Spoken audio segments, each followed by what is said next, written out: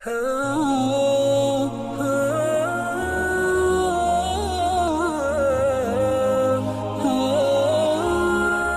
لله نحمده ونستعينه ونستغفره ونؤمن به ونتوكل عليه ونعوذ بالله من شرور أنفسنا ومن سيئات أعمالنا من يهده الله فلا مضل له ومن يضلله فلا هادي له ونشهد أن لا إله إلا الله وحده لا شريك له ونشهد أن سيدنا ونبينا ومولانا محمدا عبده ورسوله صلى الله تعالى عليه وعلى آله وأصحابه وبارك وسلم تسليما كثيرا. أما بعد فأعوذ بالله من الشيطان الرجيم. بسم الله الرحمن الرحيم. ومن آياته أن خلق لكم من أنفسكم أزواجا لتسكنوا إليها وجعل بينكم مودة ورحمة إن في ذلك لآيات لقوم يتفكرون. صدق الله العظيم. قال رسول الله صلى الله عليه وسلم: الدنيا كلها متاع وخير متاع الدنيا المرأة الصالحة، أو كما قال عليه الصلاة والسلام: سبحان ربك رب العزة عما يصفون وسلام على المرسلين والحمد لله رب العالمين. اللهم صل على سيدنا محمد وعلى آل سيدنا محمد وبارك وسلم. اللهم صل على سيدنا محمد وعلى آل سيدنا محمد وبارك وسلم. اللهم صل على سيدنا محمد وعلى آل سيدنا محمد وبارك وسلم.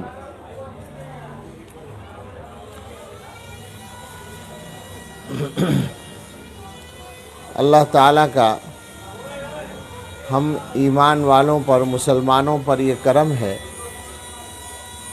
کہ انہوں نے ہمیں اپنی زندگی بہتر بنانے اور اپنی زندگی سے برائیوں کو اور خرابیوں کو دور کرنے کے لیے بہت آسان راستے بتا رکھے ہیں، اور اس کے لیے کریم میں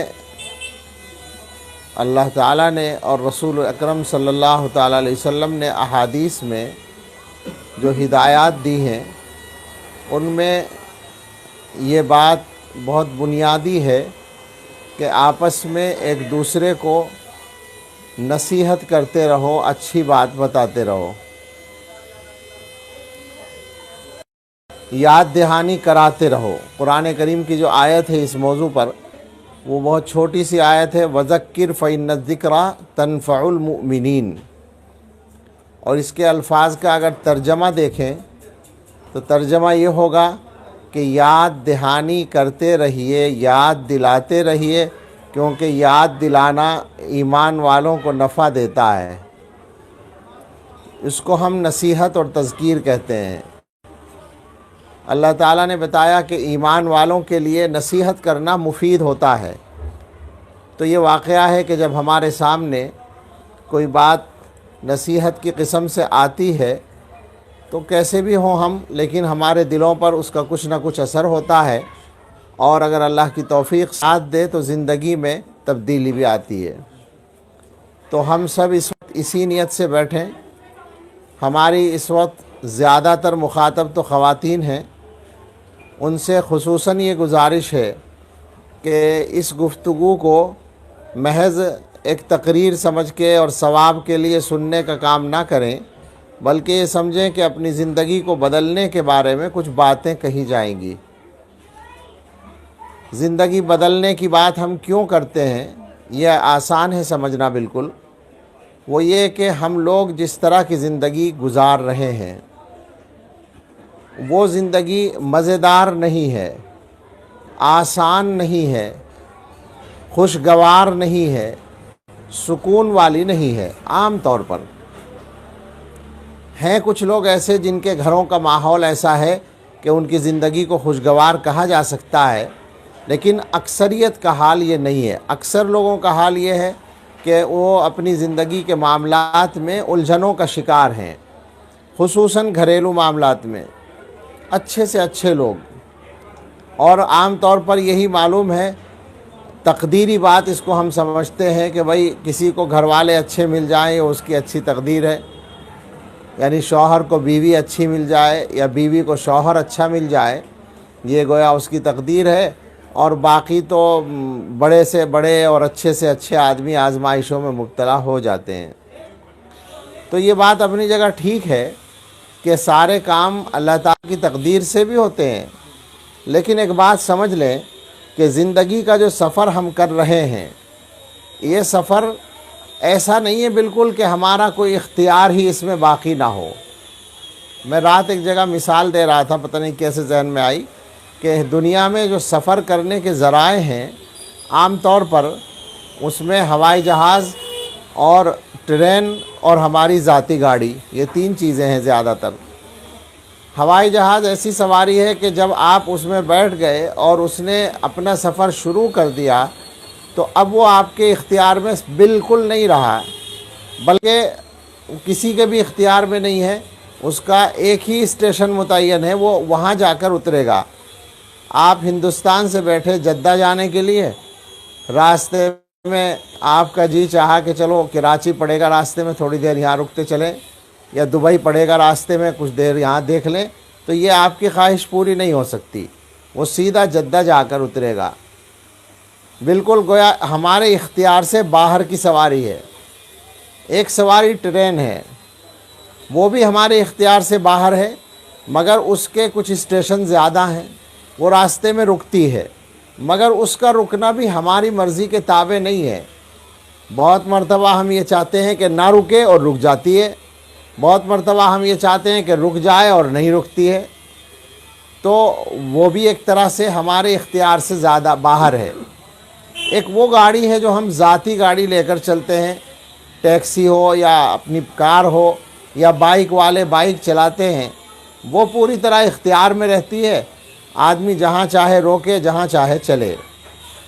ہماری جو زندگی ہے اس میں ایسا نہیں ہے کہ معاملہ بالکل ہوائی جہاز کی طرح ہو، ایسا نہیں ہے کہ ہمارا کوئی اختیار ہی نہ ہو۔ اللہ تعالیٰ نے زندگی کے معاملات میں کچھ ہمیں اپنی تقدیر کا پابند بنایا ہے اور کچھ اختیار دیا ہے، اور جو اختیار دیا ہے اسی کے اعتبار سے ہمیں اپنے احکام کا مکلف بنایا ہے۔ تو ہمیں یہ سمجھ کے چلنا ہوگا کہ اگر ہماری زندگی میں کوئی اونچ نیچ ہے، کوئی رکاوٹ ہے، کوئی دشواری ہے، تو اس کو ٹھیک کرنے کی کوشش ہم کر سکتے ہیں۔ یہ سمجھ لینا کہ بھئی یہ تو بس تقدیر میں ہے، ایسا ہو گیا اور اس میں اب کوئی تبدیلی نہیں آ سکتی، یہ غلط ہے۔ ہمیں اپنے حالات کو اچھا بنانے کی فکر کرنی چاہیے۔ اللہ تعالیٰ نے قرآن کریم میں جو گھریلو زندگی کا نظام ہے اس کا مقصدی سکون بتایا۔ وَمِنْ آيَاتِهِ أَنْ خَلَقَ لَكُم مِّنْ أَنفُسِكُمْ أَزْوَاجًا لِتَسْكُنُوا إِلَيْهَا۔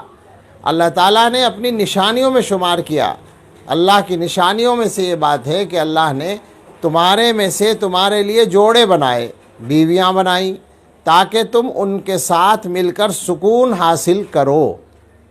یہ سیدھا سیدھا مقصد ہے، اور اس کے ذریعے کے طور پر اللہ نے ایک انتظام کیا، وَجَعَلَ بَيْنَكُمْ مَوَدَّةً وَرَحْمَةً لِتَسْكُنُوا إِلَيْهَا مقصد ہے، اور اس کا ذریعہ ہے کہ اللہ نے تمہارے درمیان محبت اور ہمدردی پیدا کر دی۔ شوہر بیوی کے درمیان جو محبت پیدا ہوتی ہے، بظاہر آپ غور کریں تو اس کی کوئی عقلی وجہ نہیں سمجھ میں آتی۔ عام طور پر ملاقات پہلی ہوتی ہے نکاح کے بعد، شریف گھرانوں میں تو خاص طور سے۔ اب وہ جو ملاقات ہے اس کے بعد جو دل میں محبت پیدا ہوتی ہے، کیا وجہ ہے اس کی؟ عقلی وجہ تو کوئی سمجھ میں آتی نہیں ہے کہ اس وجہ سے محبت ہو گئی۔ بھائی دیکھ کر اچھا لگا تو اچھے تو بہت سے لوگ لگتے ہیں، مگر وہ والی محبت جو شوہر بیوی کے درمیان پیدا ہوئی ہے وہ تو کسی اور سے نہیں پیدا ہوتی۔ یہ اللہ کا انتظام ہے زندگی کو صحیح کرنے کے لیے، زندگی کی گاڑی چلانے کے لیے۔ اور اس سے بھی زیادہ تعجب ہے رحمت، ایک دوسرے کے لیے ہمدردی۔ وہ تو کہ اب شادی کے بعد شوہر بیوی اب ایک دوسرے کے مفادات کے سب سے بڑے نگراں بن جاتے ہیں، اور صاحب اس کے سامنے ماں باپ بہن بھائی سب پیچھے چلے جاتے ہیں۔ اگر کاروبار کا بیوی کا بھائی بھی شریک ہے اور شوہر بھی شریک ہے تو بیوی کس کا ساتھ دے گی؟ شوہر کا ساتھ دے گی۔ باپ بھی شریک ہے اور شوہر بھی شریک ہے تو بیوی بھی شوہر کا ساتھ دے گی۔ یعنی دونوں کے مفادات ایک بن گئے تو دونوں کی ہمدردی بھی ایک دوسرے کے لیے زیادہ ہو گئی۔ یہ اللہ تعالیٰ کی طرف سے انتظام ہے زندگی کو اچھا گزروانے کا۔ اب اس سے ہمیں سمجھ لینا چاہیے کہ اگر ہماری زندگی میں سکون نہیں ہے تو اس کا مطلب ہے کہ کہیں نہ کہیں ہم سے بھی کچھ غلطی ہو رہی ہے، اس کو ٹھیک کرنے کی ضرورت ہے۔ اس بارے میں ہم تو کچھ زیادہ نہیں جانتے، لیکن ہمارے حضرت کو اللہ تعالیٰ نے بڑی بصیرت عطا فرمائی ہے، اور انہوں نے اپنے وسیع مطالعے اور تجربے اور گویا اللہ تعالیٰ کی دی ہوئی صلاحیتوں کی روشنی میں ان مضامین کو بہت اچھے انداز سے بیان کیا ہے۔ میری ہمت بھی آج زیادہ بیان کی نہیں ہے، لیکن میں سوچتا ہوں کہ حضرت کی چند چیزیں ضرور سنا دوں جو نمبر وار حضرت نے بیان کی ہیں، اور اس کا خلاصہ یہ کہ زندگی کے معاملات میں جو بگاڑ آتا ہے، جو گڑبڑ آتی ہے، اس میں شوہر اور بیوی دونوں کی طرف سے کچھ غلطیاں ہوتی ہیں۔ ہم لوگ ذرا ان کو سنیں تو سمجھ میں آئے گا کہ بات صحیح ہے۔ میرا خیال ہے کہ ہم سب سے پہلے شوہر کے سلسلے میں بات کریں تاکہ ہم پر یہ الزام نہ ہو کہ بھئی عورتوں ہی کو کہا جا رہا ہے، اور مرد بھی ہاں موجود ہیں ماشاءاللہ بہت سے، اور بات بھی پہنچ جائے گی۔ تو حضرت نے فرمایا کہ شوہر زندگی کے معاملات میں جو غلطیاں کرتے ہیں موٹے طور پر وہ 10 غلطیاں ہیں۔ اگر یہ غلطیاں شوہر نہ کرے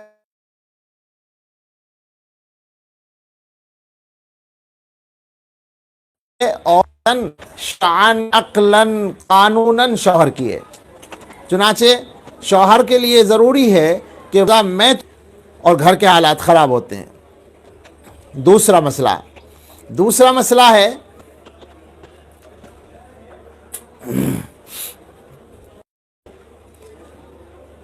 حضرت نے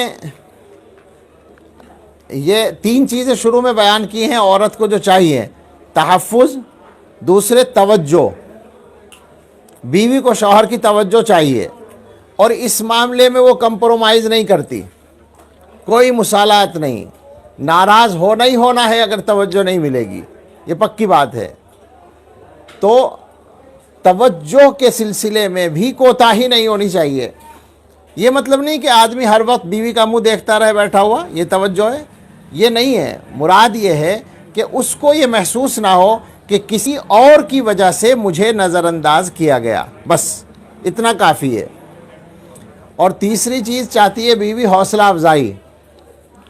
اس معاملے میں تو بہت سارے شوہر بالکل ہی کنجوس ہوتے ہیں کہ بیوی جان سے جائے اور کھانے والے کو سواد نہ آئے۔ وہ ہے نا، مرغی اپنی جان سے گئی اور کھانے والے کو سواد نہیں آیا۔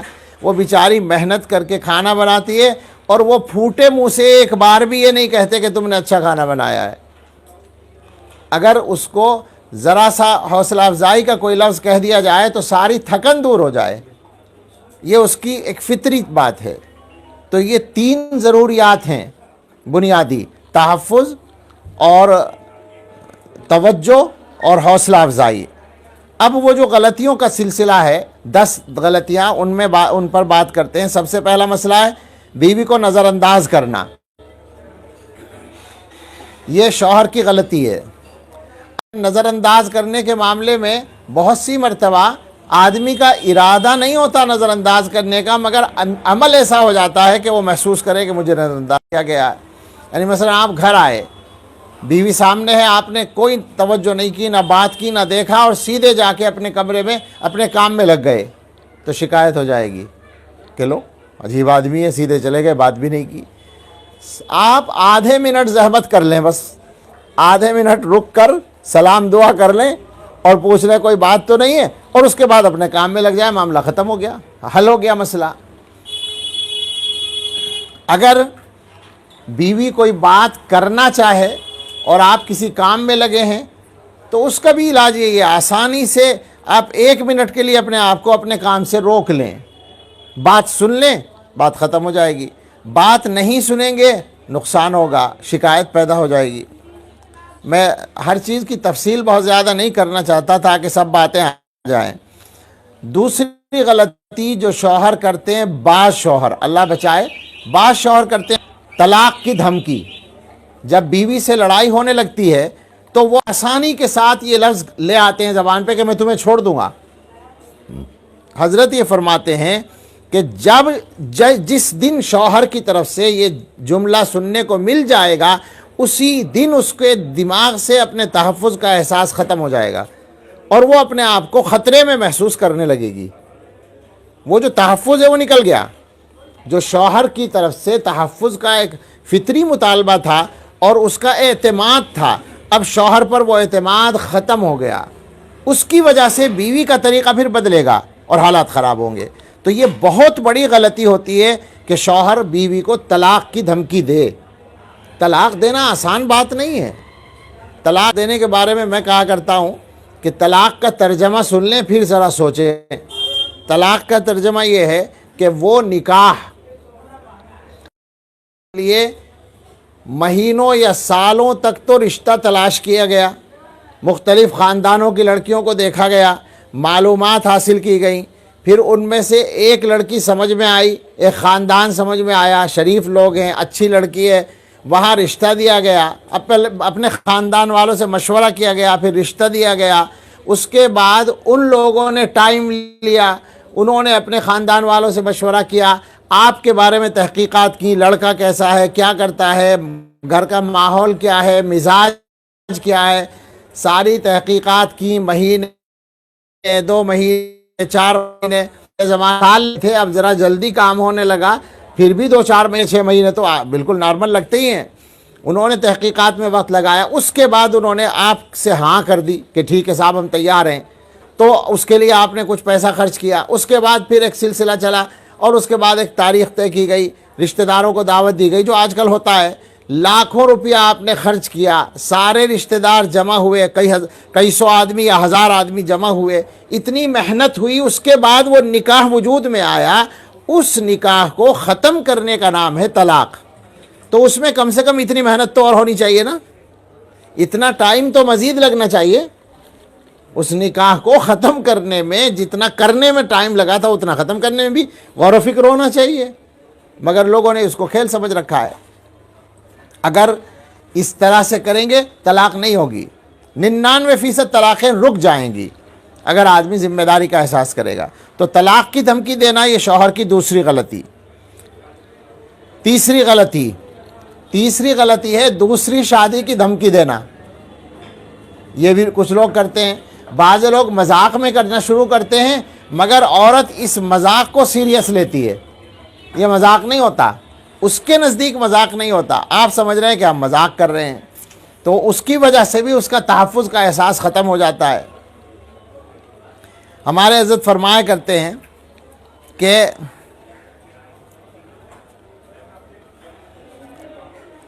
ایک مرتبہ کچھ سالکین بیٹھے تھے، صوفی صافی لوگ، ذکر کرنے والے، اور بات چل پڑی دوسری شادی کرنے کی۔ تو وہ بات کرنے لگے کہ بھائی دوسری شادی کرنا تو رسول اللہ صلی اللہ تعالیٰ علیہ وسلم کی سنت ہے، تو ہمیں بھی اس سنت پہ عمل کرنا چاہیے۔ اتفاق سے حضرت پہنچ گئے سنتے ہوئے، وہ حضرت ہی کے یہاں کہیں بیٹھے تھے ایک طرف، حضرت وہاں پہنچ گئے سنتے ہوئے۔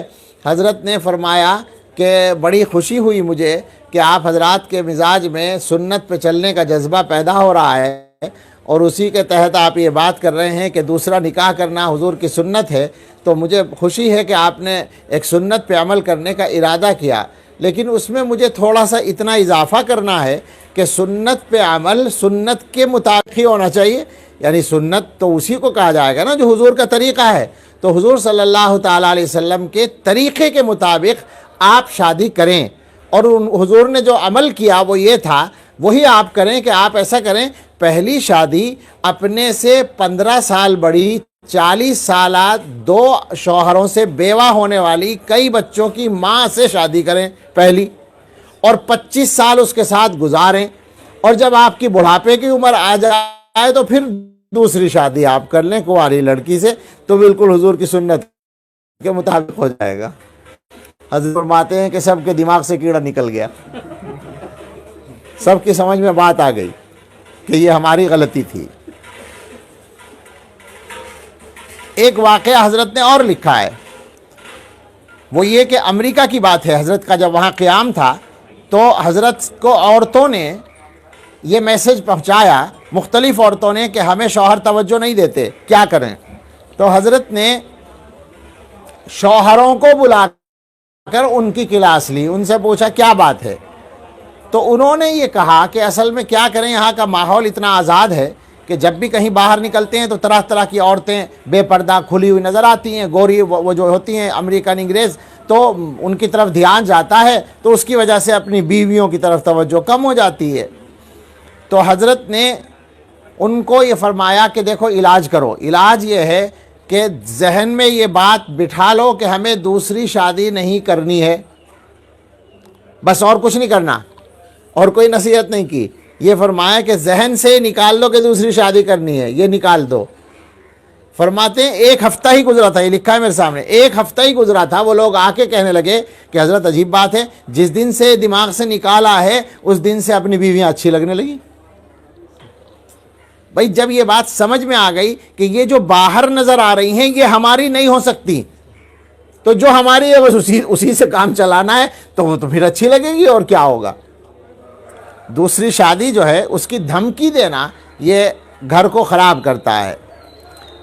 چوتھی غلطی جو شوہر کرتے ہیں وہ ہے بیوی کو بے عزت کرنا، اور بے عزت کرنے کا مطلب آپ کی ڈانٹ نہیں ہے، ڈانٹ تو بیوی سن لیتی ہے شوہر کی، مگر کسی کے سامنے نہیں ہونی چاہیے، کسی کے سامنے ہے تو بے عزتی ہے اس کا۔ یہ اس معاملے میں ہر عورت حساس ہوتی ہے، آپ چاہے اس کے میکے والوں کے سامنے ڈانٹیں، چاہے اپنے گھر والوں کے سامنے، بس اگر یہ غلطی آپ کر رہے ہیں تو اس کا مطلب ایک کہ اس کی آپ نے بے عزتی کر دی، اس کو نہیں کرتی، یہ مزاج ہے اس کا، اس کی کر لو۔ اگر آپ کو غصہ ہی کرنے کو رہا ہے تنہائی کر لو، آسان مسئلہ، تنہائی میں وہ بات نہیں پیدا ہوگی، لیکن کس سامنے آئے گا۔ اگرچہ غصہ کرنا تنہائی میں بھی کوئی آپ کا نہیں، اور وہ وقت نہ دینا، یہ تو زیادہ ہی بڑے بڑے لوگ ہیں، بزی ہوتے ہیں، نیک لوگ ہوتے ہیں، امام صاحب ہوتے ہیں، حضرت جی ہوتے ہیں، پیر صاحب ہوتے ہیں، استاد صاحب ہوتے ہیں، خطیب صاحب ہوتے ہیں، سب بڑے اچھے اچھے لوگ ہیں، وقت نہیں ملتا ان کو تو بیوی کو وقت نہیں دیتے، یہ مستقل غلطی ہے، وقت دینا پڑے گا۔ حضرت فرمایا کرتے ہیں، دیکھو عنوان بھی حضرت کا ہی آیا، بعض نیکوکار مردوں کی غلطی۔ حضرت نے لکھا ہے کئی مرتبہ نیکوکاری کی وجہ سے اپنی بیوی کو وقت نہیں دے سکتے، اب میں مراقبے میں جا رہا ہوں، اب میں ذکر میں جا رہا ہوں، اب میں پیر صاحب کی محفل میں جا رہا ہوں، اب میں استاد سے پڑھنے جا رہا ہوں، مدرسے میں جا رہا ہوں، یا گشت کرنے جا رہا ہوں، یہ سب دین کے کام والے لوگ ہیں، یہ ہیں سب جو بیویوں کو وقت نہیں دے پاتے۔ نقصان ہے، یہ غلط بات ہے۔ یہاں حضرت نے وہ حدیث نقل کی ہے کہ حضرت عمر رضی اللہ تعالیٰ عنہ کے زمانے میں ایک عورت ان کے پاس آئی اور اس نے آ کر شوہر کی تعریفیں شروع کر دیں کہ میرا شوہر بڑا نیک ہے، بہت اچھا ہے، دن بھر روزہ رکھتا ہے، ساری رات عبادت کرتا ہے، قرآن پڑھنے میں وقت گزار دیتا ہے۔ یہ تعریفیں کر کے وہ خاموش ہو گئی۔ حضرت عمر رضی اللہ تعالیٰ عنہ پوچھنے لگے بھئی مجھ سے کیا کہنے آئی ہو؟ تو پھر اس نے دوبارہ وہی باتیں کہیں کہ میرا شوہر بڑا نیک آدمی ہے، دن بھر روزہ رکھتا ہے، رات بھر عبادت کرتا ہے، تلاوت کرتا ہے، بہت نیک ہے۔ تو پھر ان کو حیرانی ہوئی کہ بھائی یہ کیا کہہ رہی ہو تم، تعریفیں کرنے آئی ہو شوہر کی؟ تو حضرت ابی ابن کعب برابر میں بیٹھے تھے، وہ کہنے لگے حضرت یہ تعریفیں نہیں کر رہی، یہ شوہر کی شکایت کر رہی ہے کہ مجھے ٹائم نہیں دیتا، روزے میں نماز میں وقت گزار دیتا ہے اور یہ مجھے گویا ٹائم نہیں دیتا، یہ اس کی شکایت کرنے آئی ہے۔ چنانچہ حضرت عمر رضی اللہ تعالیٰ عنہ نے ان صاحب کو بلا کر سمجھایا۔ حضرت اپنا قصہ سناتے ہیں کہ ہمیں شروع میں حضرت کو مطالعہ کرنے کی ہمیشہ عادت رہی بہت زیادہ، تو حضرت فرماتے ہیں کہ ہمارا یہ تھا کہ اب مطالعہ کر رہے ہیں بیٹھے ہوئے اپنی لائبریری میں، اہلیہ آئیں، انہوں نے کوئی بات کی، ہم نے سنا، ہوں ہاں کی اور اپنے مطالعے میں لگ گئے۔ تو ایک دن وہ کہنے لگیں کچھ دنوں کے بعد کہ آپ کا ایسی عورت کے بارے میں کیا خیال ہے جس کی 10,000 سوکنے ہیں، کتابیں، بہت ساری کتابیں تھیں. تو حضرت کہتے ہیں کہ ہمیں نصیحت ہو گئی، ہماری سمجھ میں آ گئی، فوجیوں کے لیے پابندی اور اپنے اس سے ہو سکتی ہیں. ابھی نظم کو اس طرح ہیں بے وقوف کہ ہم تو صحیح بات کہہ رہے ہیں، حالانکہ ان کی بات میں دو غلطیاں ہیں. ایک تو ہمیشہ ان کی بات صحیح ہونا بھی ضروری نہیں ہے، اور اگر صحیح بات ہو تو کہنے کا طریقہ غلط ہے، لہٰذا دونوں طرح غلطی ہو رہی ہے. 8ویں غلطی حضرت لکھ رہے ہیں، تیسرے آدمی کی خاطر بیوی سے جھگڑا. یعنی معاملہ ہے بیوی کا اور کسی اور کا، تو آپ کو انصاف کی بات تو کرنا ضروری ہے، مگر اس میں یہ صورت نہ بنے کہ آپ کسی کے لیے بیوی سے لڑ رہے ہیں. وہ کہے گی کہ غیر کی وجہ سے مجھ سے لڑائی کر لی. آپ سمجھائیں، اس کے ذہن میں ڈالیں یہ بات کہ وہ غلطی کر رہی ہے، اس کو قائل کریں اور اس کے ذریعے سے گویا کام ٹھیک کرائیں تو صحیح ہے. لیکن اس کی وجہ سے اس سے لڑائی کر لیں دوسرے بندے کی وجہ سے، یہ بڑی غلطی ہے. نمبر 9، الزام لگانا. بعض شوہروں کا یہ مزاج ہوتا ہے کہ وہ بیوی پر الزام لگاتے ہیں، کسی بھی بات کا، ذرا سی باتوں پہ شک کرتے ہیں. یہ شک کرنے والی جو بیماری ہے، یہ گھر کے اندر سکون پیدا ہونے ہی نہیں دیتی. ایسے بھی شوہروں کو دیکھا ہے کہ جب وہ گھر سے باہر جاتے ہیں تو باہر سے تالا بند کر کے جاتے ہیں اور اس کے بعد بھی شک کرتے ہیں، پتہ نہیں کون سے جنات آ جائیں گے وہاں کے پاس ملنے کے لیے. یعنی پاگل پن ہے، اور کیا کہا جائے اس کو. اپنے کردار پر نظر نہیں رکھتے اور بیویوں پر شک کرتے ہیں. 10ویں غلطی جو شوہروں کی حضرت نے بیان کی ہے وہ ہے بیوی کے رشتہ داروں سے توجہی. یہ غلطی بھی نہیں ہونی چاہیے. بیوی کو یہ محسوس نہ ہو کہ میرے رشتہ داروں کو کم سمجھ رہے ہیں، میرے رشتہ داروں کو نظر انداز کر رہے ہیں، یہ محسوس نہ ہو. ظاہر ہے کہ جو اپنے رشتہ دار ہیں، آدمی کی طبیعت میں تعلق تو انہی کا زیادہ ہوگا، لیکن حق تو ان کا بھی بن گیا نا. جب وہ بیوی کے رشتہ دار ہیں اور بیوی تمہاری ہے تو ان کا تعلق، ان کا حق بھی تمہارے اوپر ہو گیا ہے. تو جیسا حق ہے ویسا برتاؤ کرنا چاہیے. ان کو نظر انداز کرنا، احترام دینا، اس سے گھر کے اندر بگاڑ آتا ہے اور بیوی کو تکلیف ہوتی ہے.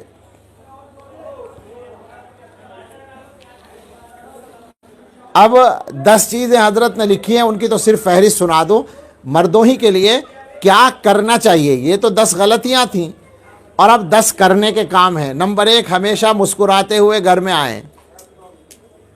یعنی باہر کا غم اندر لے کر نہ آئیں. مردوں کے غم زیادہ تر گھر سے باہر کے ہوتے ہیں، کاروبار کے، معاملات کے. تو وہ ٹھیک ہے، وہ کاروبار کا غم ہے، بوجھ ہے، کوئی پریشانی ہے. داخل ہوتے وقت وہ چہرے پر لکھا ہوا نہ ہو، اس کو اتار دیں.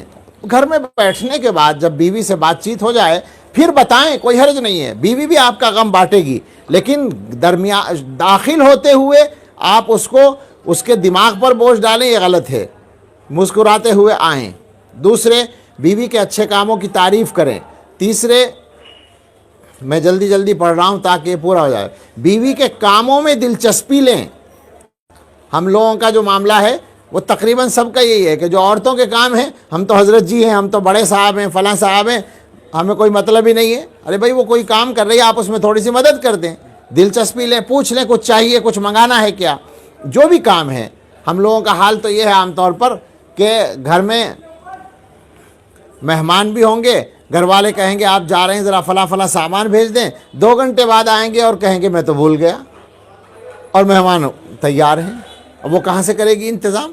دلچسپی لیں بیوی کے کاموں میں، یہ بہت اہم بات ہے. نمبر 4، کبھی کبھی بیوی کو ہدیہ دیا کریں، تحفہ دیا کریں. یہ بھی خاص بات ہے. اور حضرت نے یہ بات بھی لکھی ہے کہ بیوی کو مہنگا تحفہ نہیں چاہیے بس. کیوں؟ تحفے کا جو مقصد ہے وہ محبت کا اظہار ہے. محبت ظاہر کرنے کے لیے قیمتی ہونا کچھ ضروری نہیں، توجہ ہو، بس محسوس ہو جائے کہ بھئی میرا خیال رکھا. سفر میں گئے تو کچھ لے کر آئے، موقع ملا تو کچھ لے کر آئے. بہت زیادہ مہنگا آپ دیں گے تو وہ تو ویسے ہی بیچاری عورتوں کا مزاج ہوتا ہے کہ وہ مہنگی چیز کو پسند نہیں کرتی زیادہ، وہ کہتی ہیں اتنا مہنگا لینے کی کیا ضرورت تھی. لیکن آپ کا دینا ان کو خوش کرتا ہے، تحفہ دینا. نمبر 5، بیوی سے محبت کا اظہار کریں. یہ حضرت بار بار فرماتے ہیں کہ محبت اظہار چاہتی ہے، تو آپ کی طرف سے ظاہر ہونا چاہیے کہ آپ کو بیوی سے محبت ہے. نمبر 6 دل لگی اور دل جوئی کی باتیں کیا کریں، یعنی ان سے باتیں بھی کرنی ہے، یہ بھی دینداری کا تقاضا ہے۔ نمبر 7 تحمل مزاجی، برداشت اختیار کریں، یعنی غلطیوں کو نظر انداز کرنے کی عادت ڈالیں۔ نمبر 8 گھر میں شریعت کی پابندی کرائیں۔ ہم لوگ کیا کرتے ہیں، جو کرنے کے کام ہیں وہ کرتے نہیں ہیں، جو نہ کرنے کے کام ہیں وہ کرتے ہیں۔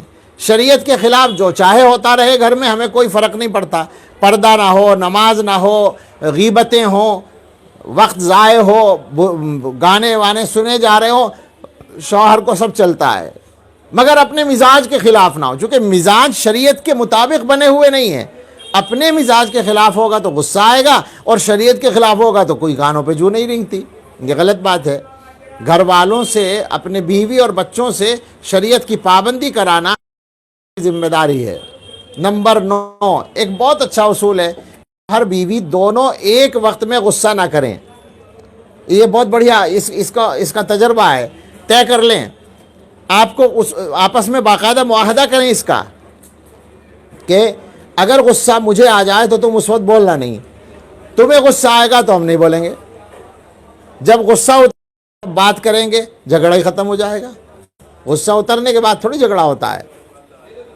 ایک اور معاہدہ ہمارے تجربے میں ہے کہ بعض نئے لوگ بھی ہیں یہاں تو ان کے کام آئے گا کہ آپس میں ایک دوسرے سے جو شکایت ہو وہ گھر والوں سے نہ کہی جائے، آپس میں حل کیا جائے۔ بات بڑھتی ہی وہاں ہے، بیوی اپنے میکے والوں سے شکایت کرتی ہے جا کر، شوہر اپنے گھر والوں سے شکایت کرتا ہے تو لڑائی ہوتی ہے۔ اگر شوہر بیوی عادت ڈال لیں اس بات کی کہ بھئی مجھ سے کوئی شکایت ہو مجھے بتانا، مجھے ہوگی تو تم سے بتاؤں گا، میرے گھر والوں سے شکایت ہو تو ان سے نہ الجھنا، مجھے بتانا، مجھے تمہارے گھر والوں سے شکایت ہوگی میں تم سے کہوں گا، ان سے نہیں الجھوں گا۔ اس طرح سے کریں گے تو معاملہ حدود کے اندر رہے گا، تو ایک وقت میں دونوں غصہ نہ کریں۔ اچھا صاحب، اور 10ویں بات یہ ہے کہ آپس میں ناراضی کی حالت میں کبھی رات نہ گزاریں، یعنی اگر کوئی بات ہو گئی ہے تو سونے سے پہلے اس کو ختم کر لیں، خوشگوار موڈ میں آرام کرنے کے لیے جائیں۔ یہ 10 چیزیں تھیں جو شوہروں سے متعلق تھیں۔ اب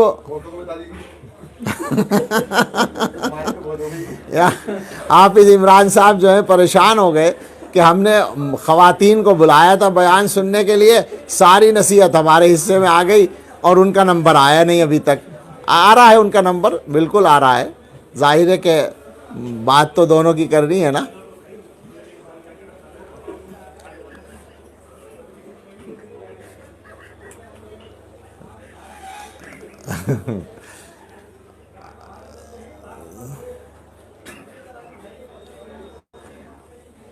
اب سنیں بیوی کے لیے کیا اصول بیان کیے ہیں، عورت کے لیے۔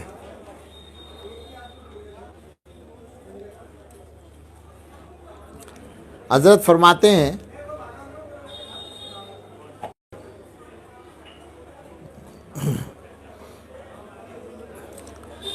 بیس کام بیان کیے ہیں کہ جو عورتوں کو کرنے چاہیے۔ نمبر 1 خاوند کا اعتماد حاصل کریں، اپنا ایسا طریقہ رکھیں کہ شوہر کی نظروں سے نہ گریں۔ رنجش جو ہے وہ اسی طرح ہوتی ہے کہ آپس میں ایک دوسرے کے سے کچھ باتیں چھپاتے ہیں، عورتیں خاص طور سے شوہر سے کچھ باتوں کو چھپاتی ہیں، اعتماد ختم ہو جاتا ہے۔ بہت سارے گھروں میں یہی مسئلہ ہوتا ہے کہ شوہر کے سے کچھ چیزیں چھپائی جاتی ہیں تو شوہر کو بیوی پر اعتماد نہیں رہتا، بگاڑ پیدا ہو جاتا ہے، تو شوہر کو اعتماد میں رکھیں۔ دوسری بات، نمبر 2 شوہر کو محبت سے تسخیر کریں۔ عام طور سے یہ غلطی عورتوں سے ہوتی ہے کہ اگر شوہر غلطی کر رہا ہے تو وہ اس کے مقابلے میں مخالف فریق بن کر سامنے آتی ہیں، لڑائی کرتی ہیں، جھگڑا کرتی ہیں، یہ غلط ہے۔ عورت کے پاس تو بہت شاندار ہتھیار ہے، محبت کا اظہار کرے وہ بڑے میں خود رام ہو جائیں گے۔ شوہر جو ہے اس کو گویا راضی کرنا عورت کے لیے نہایت آسان کام ہے، اور محبت اس کا سب سے بہترین ہتھیار ہے۔ نمبر 3 خواتین ذرا توجہ سے سنیں، لگائی بجھائی اور سنی سنائی باتوں سے پرہیز کریں۔ 2 باتیں ایک ساتھ ہیں، ایک تو یہ کہ لگائی بجھائی نہ کریں، اس یہ ہے کسی کی بات آپ کے علم میں آئی اس کو دوسرے تک نہ پہنچائیں کہ اور پھر اس کی بات اس تک پہنچائیں، دونوں میں بگاڑ پیدا ہو، لڑائی پیدا ہو۔ اس میں کئی گناہ ایک ساتھ ہوتے ہیں، غیبت کا گناہ ہوتا ہے، اختلاف پیدا کرانے کا گناہ ہوتا ہے، جھگڑا کرانا ہو جاتا ہے، کسی کا گھر برباد ہو جاتا ہے۔ لگائی بجھائی کرنے کی جن عورتوں کی عادت ہے وہ ڈریں اس بات سے کہ اللہ کے یہاں کا عذاب جھیلنا مشکل ہو جائے گا۔ اسی طرح سے سنی سنائی باتوں سے کا یقین کرنے سے پرہیز کریں، یعنی عام طور سے عورتوں کی عادت ہوتی ہے جو سن لیا اس پہ یقین ہو جاتا ہے۔ اب ظاہر ہے کہ کسی کو ساری بات کا پتہ نہیں ہوتا، وہ غلطی سے آدھی بات سن کر آپ کو بتاتا ہے کہ فلاں بات اس طرح ہوئی ہے، آپ نے اس سے سنا اور جو اصل آدمی ہے اس سے پوچھا بھی نہیں اور یقین کر کے معاملے کو گڑبڑ کر دیا۔ تو سنی سنائی باتوں کا یقین کرنے سے بچنے کی کوشش کریں، اور گویا نفرت کا مزاج اور نگیٹو سوچ جس کو کہتے ہیں اس سے بچنے کی کوشش کریں۔ عام طور پر یہی ہوتا ہے جب اعتماد کم ہو جاتا ہے تو ایک دوسرے کی بات کو غلط سمجھنا شروع کر دیتے ہیں، اس سے مصیبت کھڑی ہوتی ہے۔ نمبر 4، بچوں کی تربیت کا خیال رکھیں۔ یہ موضوع ایسا ہے کہ اکیلے اسی موضوع پر مستقل بات ہونی چاہیے۔ عام طور سے بچوں کی تربیت جو ہے، اصل تو یہ ہے کہ دونوں کا کردار ہے، باپ اور ماں دونوں کا، مگر کئی کام ایسے ہیں جو عورتوں کی غلطی سے بگڑ جاتے ہیں۔ ان میں ایک موٹی سی غلطی یہ ہوتی ہے کہ مائیں اپنے بچوں کی غلطیاں باپ سے چھپاتی ہیں، اس ڈر سے کہ باپ پٹائی کریں گے۔ بس یہ غلطی چھپانا بچے کے لیے بگاڑ کا سبب بن جاتا ہے۔ بچہ کچھ بھی کر رہا ہے آپ شوہر کے علم میں لائیں، اس کو بتائیں کہ بچے نے آج ایسا کیا ہے، اچھی بات بھی بتائیں تاکہ حوصلہ افزائی ہو، بری بات بھی بتائیں تاکہ نصیحت ہو۔ یہ عورتیں غلط کرتی ہیں کہ بچوں کی غلطیوں کو چھپاتی ہیں۔ شوہر کے مشورے سے بچوں کے سارے کاموں کو نگرانی کے ساتھ کر رہی ہے۔ اور خاص طور سے ایک بات جو میں بار بار کہتا پھرتا ہوں کہ اپنے بچوں کو گھر سے نکلنے کا عادی نہ بنائیں۔ عادت ڈالیں کہ جب وہ گھر سے نکلیں، چھوٹا بچہ بچپن میں عادت ڈالنی ہوگی، بڑے کو عادت نہیں پڑے گی، چھوٹے بچے کو عادت ڈالیں کہ دروازے سے نکلنے سے پہلے وہ آپ سے پوچھے مجھے فلاں کام کے لیے باہر جانا ہے، فلاں جگہ جا رہا ہوں، کھیلنا ہے، سامنے جو میدان ہے، پارک ہے، اس میں جا رہا ہوں، اتنی دیر میں آ جاؤں گا۔ اس کو اس کا پابند کیا جائے کہ وہ جانے کا مقصد بھی بتائے اور آنے کا ٹائم بھی بتائے۔ اگر وہ آدھے گھنٹے کے لیے کہہ کر گیا اور 1 گھنٹے بعد آیا تو آپ پوچھیں اس سے کہ تم اتنی دیر سے کیوں آئے ہو، تمہارا کام تو آدھے گھنٹے کا تھا۔ تو بچوں کی تربیت کے بارے میں بہت زیادہ چوکس رہنے کی ضرورت ہے۔ ہمارے زمانے میں یہ ہو رہا ہے کہ جوان بچے گھروں سے غائب ہو جاتے ہیں، رات کو 2 گھنٹے 3 گھنٹے 4 گھنٹے گھر سے غائب رہتے ہیں۔ میں تو جگہ جگہ لوگوں سے پوچھتا ہوں، مسجدوں میں بیان ہو رہے ہیں، مسجد میں باپ بیٹھا ہوا بیان سن رہا ہے، میں پوچھتا ہوں کہ آپ نمازی ہیں، آپ دیندار ہیں، آپ یہاں عبادت کرنے آئے ہیں، بیان سن رہے ہیں، آپ مجھے بتا سکتے ہیں آپ کا جوان بیٹا اس وقت کہاں ہے اور کیا کر رہا ہے؟ بہت سارے لوگ کہتے ہیں کہ نہیں ہمیں نہیں پتہ۔ یہ غفلت عام ہو رہی ہے مسلمانوں میں اور اس کا بگاڑ بہت زیادہ ہے۔ نمبر 5، عورتوں کو چاہیے کہ شوہر کے رشتہ داروں سے اچھا سلوک رکھیں۔ خالی شوہر ہی کے لیے نہیں تھا وہ، ہمارے گھروں میں بہت مرتبہ معاملات کی خرابی کا یہ بھی سبب ہوتا ہے کہ بیوی جو ہے وہ بعض عورتیں اپنے میکے والوں کو ترجیح دیتی ہیں۔ یہ غلط ہے۔ شوہر کے گھر میں ہو تو شوہر کے جو رشتہ دار ہیں اب وہ تمہارے رشتہ دار بن گئے، اب ان کے ساتھ ویسا ہی معاملہ کرو جیسا کرنا چاہیے۔ اپنے رشتہ داروں کو بھی نہیں چھوڑنا ہے، لیکن اب اپنے اور غیر کا معاملہ ہی نہیں رہا، اب دونوں طرف کے رشتہ دار مشترک ہو گئے۔ سمجھنے کی بات یہ ہے، دونوں طرف کے رشتہ دار دونوں کے رشتہ دار بن گئے تو ان کے درمیان فرق نہ کریں۔ نمبر 6، رشتہ داروں کے ہاں صلہ رحمی کی نیت سے جائیں۔ یہ عجیب بات کہی حضرت نے، یہ جو عورتوں کا آنا جانا ہوتا ہے رشتہ داروں کے ہاں، عام طور سے نیت اس میں اچھی نہیں ہوتی۔ مثلا جانا ہے تو اس لیے جانا ہے کہ بھئی انہوں نے دعوت دی ہے، اگر نہیں جائیں گے تو برا مانیں گے۔ کسی کو بیماری میں دیکھنے جانا ہے تو بھی اسی نیت سے جا رہے ہیں کہ اگر ہم نہیں جائیں گے تو برا مانیں گے، ہمارے ہاں نہیں آئیں گے، شادی میں نہیں آئیں گے، ناراض ہو جائیں گے۔ حضرت فرما رہے ہیں کہ نہیں، رشتہ داروں کے یہاں جائیں تو نیت کریں رشتہ جوڑنے کی. ہم صلہ رحمی کے لیے جا رہے ہیں, اللہ کا حکم ہے رشتے کو جوڑنے کا, ہم اس لیے جا رہے ہیں ملنے کے لیے, اور پردے کے ساتھ جائیں. نمبر 7 بیوی کو چاہیے کہ شوہر کو پریشانی کے وقت تسلی دے.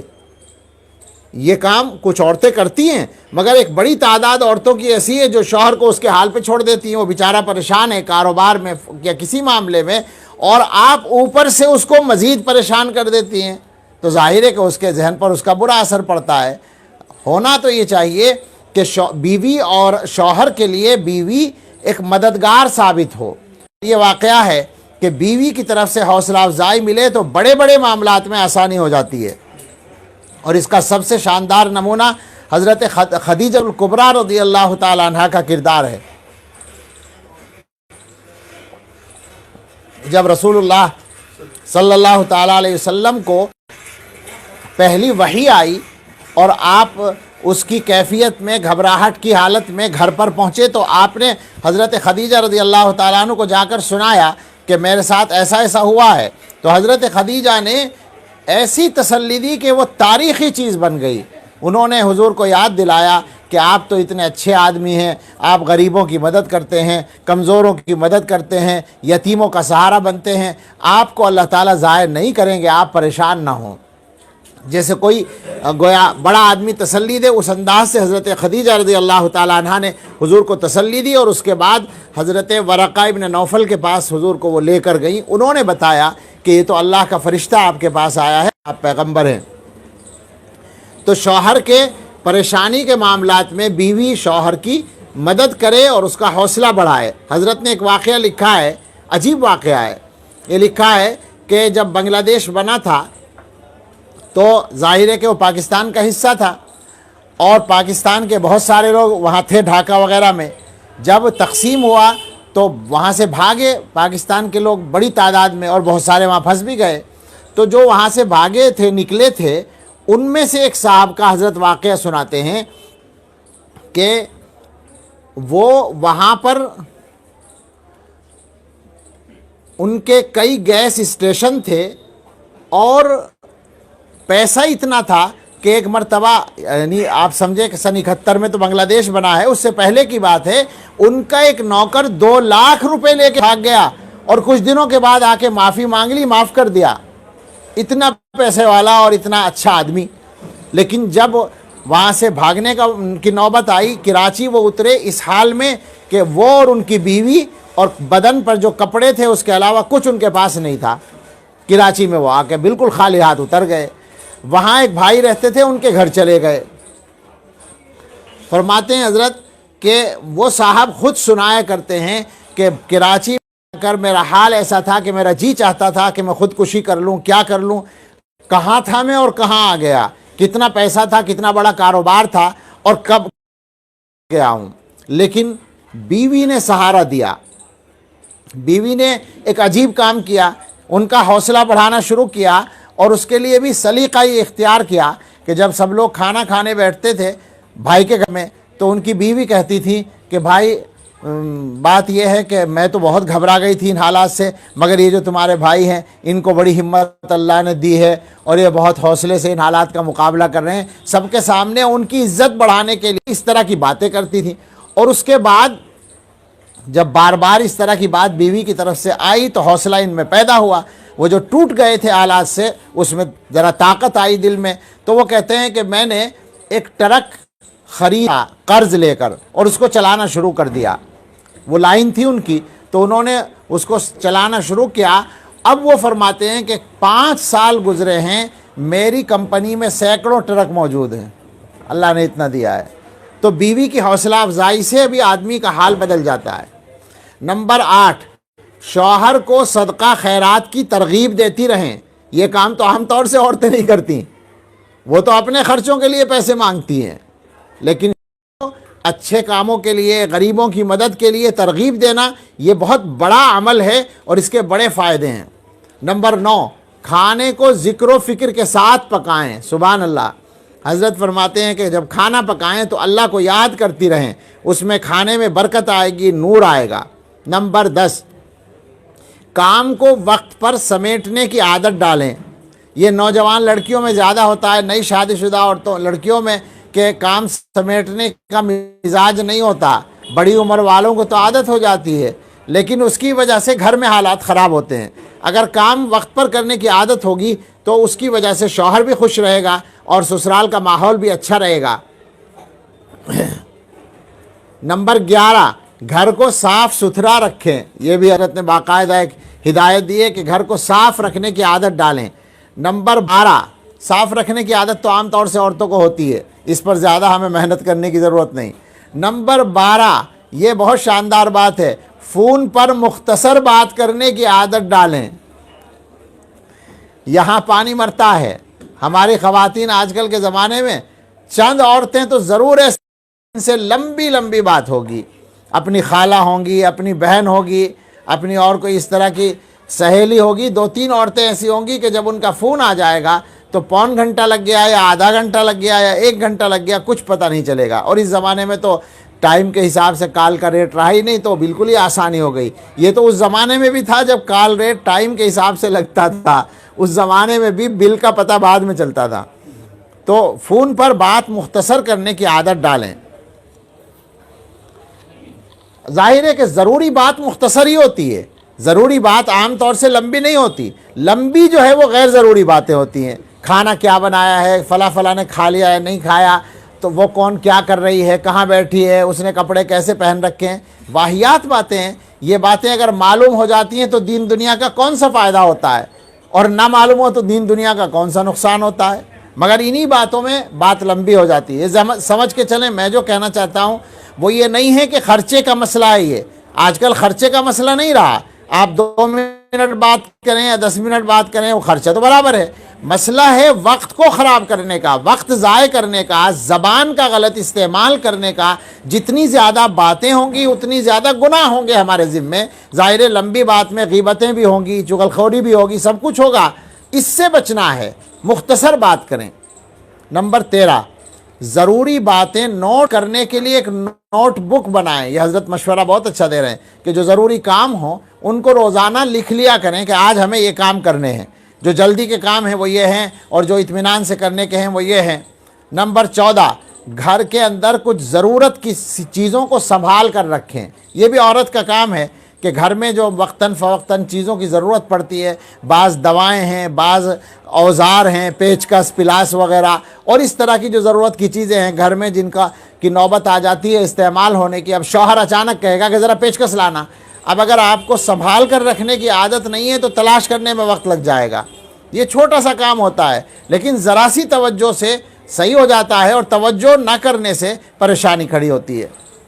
نمبر 15, شوہر کو دعاؤں کے ساتھ رخصت کیا کریں. جب شوہر گھر سے جانے لگے تو اس کو دعا دیں, فی امان اللہ کہیں, اللہ کی حفاظت میں کہیں. نمبر 16, خاوند کے لیے زینت اختیار کریں. عام طور پر کیا ہوتا ہے, دوسروں کے لیے زینت اختیار کی جاتی ہے, دوسروں کے لیے, دوسروں کے گھر جانے کے لیے. آپ نے دیکھا ہوگا جب بھی آپ گھر کی کسی عورت کو اچھے کپڑوں میں دیکھتے ہیں تو فوراً پوچھتے ہیں کہاں جا رہی ہو. یہی سوال پیدا ہوتا ہے, بچے تک پوچھتے ہیں کہ امی آپ کہاں جا رہی ہیں. اس لیے کہ معلوم ہے کہ امی کو گھر کے لیے زینت کرنے کی توفیق کبھی نہیں ہوتی, باہر جانے کے لیے ہوتی ہے. یہ عجیب ماحول بنا ہوا ہے. اس چیز نے بہت سارے فساد پھیلا رکھے ہیں, اس نے خرچے بڑھا رکھے ہیں. اگر گھر کے لیے کپڑے پہنے جائیں گے, باہر کے لیے نہیں ہوں گے, تو خرچے اتنے نہیں ہوں گے, اتنے زیادہ جوڑوں کی ضرورت نہیں پڑے گی. یہ بہت بڑی غلطی ہو رہی ہے, اس کو اچھی طرح سمجھیں. کوئی مذاق نہیں ہے بلکہ بہت سنجیدہ بات ہے یہ کہ زینت اصل شوہر کے لیے اختیار کرنی ہے, دنیا کے لیے تھوڑی کرنی ہے. نمبر 17, خاوند کے جو ضروری کام ہیں ان کا پورا کرنے میں دیر نہ کریں, خاوند کی ضرورت پوری کریں. نمبر 18, گھر کے اندر ایک جگہ مصلی کے لیے خاص کر دیں, یعنی نماز کی جگہ بنا کر رکھیں تاکہ نماز پڑھنا آسان ہو. گھر میں کوئی بھی آدمی نماز پڑھنا چاہے, شوہر یا بچے, شوہر کو اور بچوں کو مسجد میں پڑھنی ہے لیکن نفلیں بھی پڑھنی ہیں, سنتیں پڑھنا چاہیں گھر میں, یا جماعت چھوٹ جائے اتفاق سے, تو آسانی سے ان کو نماز پڑھنے کی جگہ مہیا ہو. نمبر 19, اپنے دل کا غم صرف اللہ کے سامنے بیان کریں. بہت شاندار بات ہے. ہم لوگوں کا مزاج بنا ہوا ہے انسانوں کے سامنے اپنی باتیں کہنے کا. شوہر سے کہنا تو ٹھیک ہے، مگر عورتیں کیا کرتی ہیں؟ عورتوں سے کہتی ہیں، اور وہ عورتیں جلتی میں تیل ڈالتی ہیں، حل تھوڑی کرتی ہیں وہ مسئلے کا. آپ کوئی پریشانی کسی عورت کو بتاتی ہیں تو عورت تو ماشاءاللہ سننے کے بعد آپ سے زیادہ بولنا شروع کر دے گی. اگلی عورت آپ سے زیادہ ہمدردی کا اظہار کرنا شروع کرے گی، آپ کی پریشانی کو گھٹانے کے بجائے بڑھائے گی. وقت ہو تو میں ایسی چیز، اس کی مثالیں دے کر سمجھانا چاہتا ہوں کہ کس طرح سے لوگ، یعنی ایک پریشانی کوئی بھی کسی نے بتائی کسی کو، اگلی عورت اس کو اچھا ایسا ہوا، یہ تو بڑی خراب بات ہے، فوراً پریشانی بڑھ گئی. اگر آدمی یوں کہے کہ نہیں ایسا ہو جاتا ہے، زیادہ گھبراؤ مت، ٹھیک ہو جائے گا، تو پریشانی گھٹ جائے گی. مگر اکثر عورتوں کا مزاج ہے کہ وہ دوسرے کی پریشانی کو بڑھانے کا کام کرتی ہیں. تو آسانی اس میں ہے کہ دوسروں کے سامنے اپنی باتیں نہ کرو. کوئی پریشانی اللہ سے کہو یا شوہر سے کہو دنیا میں. اور نمبر 20 پہ حضرت نے فرمایا اللہ کی نافرمانی میں مخلوق کی اطاعت نہ کی جائے. شوہر اگر کسی گناہ کے کام کو کہہ رہا ہے، بعض شوہر بے وقوف ایسے ہوتے ہیں جو بے پردگی کے لیے کہتے ہیں بیوی کو کہ صاحب پردہ نہیں کرنا ہے، تو اب ایسے شوہر کا کیا کرے آدمی؟ اس کی اطاعت نہیں کرنی ہے، اس کو سمجھانا ہے کہ دیکھو بھائی میں اللہ کی نافرمانی تمہاری فرما برداری کے لیے نہیں کر سکتی، یہ غلط بات ہے، اس سے مجھے بچنا ہے.